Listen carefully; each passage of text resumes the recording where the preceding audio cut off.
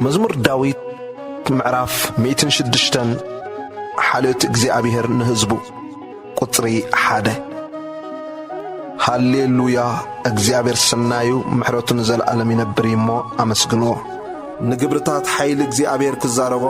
ንብዘሉ ምስጋናኡስ ክነግሮ መን ይኽእል ፍርድ ዝሕሉ ኩሉ ግዜ ጽድቁ ዝገብሩ ብፃን እዮም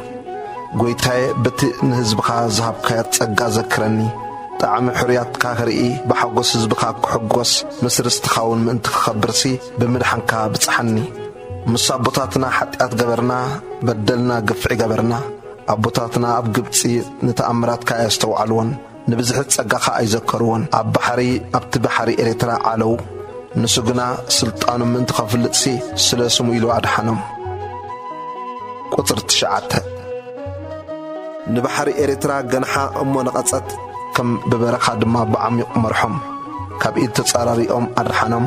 ካብ ኢድ ጸላኢ ኸኣ ተበጀዎም ነተጻረርቶም ከዓ ማያት ደፈኖም ካብኦም ሓደ እኳ ኣይተረፈን ቁጥሪ 12 ሽዑል ቃላቱ ኣመኑ ምስጋናኡ ዘመሩ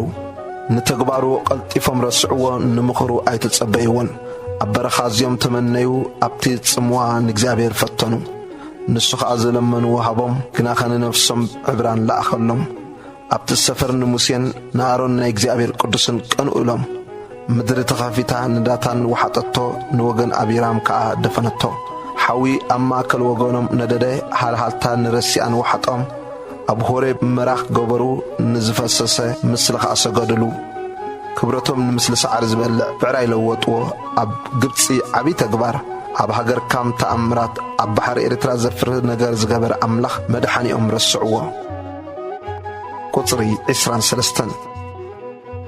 ሽዑ ከጥፍኦም ደልዩ ተዛረበ ግና ኸም ሙሴ እቲ ሕርዩ ከየጥፍኦም ቁጣዖም እንትኽመልስ ኣብ ቅድሚ ገጹ ኣብ ማእከል ቆመ ነታ ፍትውቲ ሃገር ንዓቑ ብቓልውን ኣይኣመኑን ኣብ ድንኳናቶም ኣጉረምረሙ ንድምፂ እግዚኣብሔርካ ኣይሰምዕዎን ሽዑ ኢዱ ናብኦም ኣልዒሉ ኣብ በረኻ ከውድቖም ንዘርኦም ከዓ ኣብ ማእከል ኣሕዛብ ከውድቖም ኣብ ሃገራቱን ፋሕ ከብሎም መሓለ ምስ በዓል ጲዖር ሓበሩ መስዋዕቲ ምዉታት ከዓ በልዑ ብግብርታቶም ከዓ ኣኾረይዎ መዓቱን ወረዶም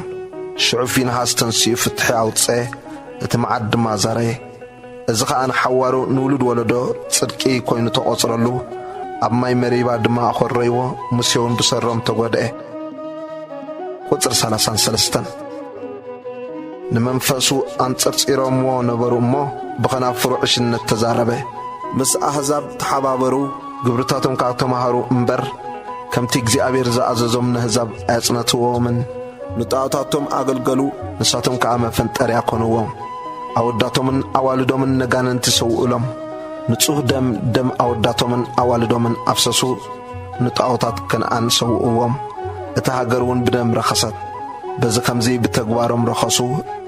ብግብርታቶም ከዓ ኣመንዘሩ ሽዑ ቁጣዕ እግዚአብሔር ኣብ ህዝቡ ነደደ ንርስቱ ከዓ ፈንፈኖ ኣብ ኢድ ኣሕዛብ ኣሓሊፉ ሃቦም እቶም ዝጸልእዎም ድማ መለኽዎም ጸላእቶም ከዓ ጠቕዕዎም ኣብ ትሕቲ ኣእዳዎም ድማ ተዋረዱ ብዙሕ ግዜ ኣናገፎም ንሳቶም ግና ብምኽሮም ዓለው ብኣበሶም እውን ተዋረዱ ቁጽሪ 44 ኣውያቶም ምስ ሰምዐ ከዓ ጸበቦኦም ረኣየ ንኺዳኑ ድማ ዘከረሎም ብመጠን ብዝሒሳሃሉውን ራሕራሓሎም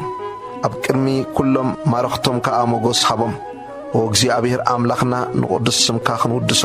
ምስጋናኻውን ክንምካሕሲ ኣናግፈናን ካብ ማእከል ኣሕዛብ ኣክበናን እግዚአብሔር ኣምላኽ እስራኤል ካብ ዘለዓለም ንዘለዓለም ይባረኽ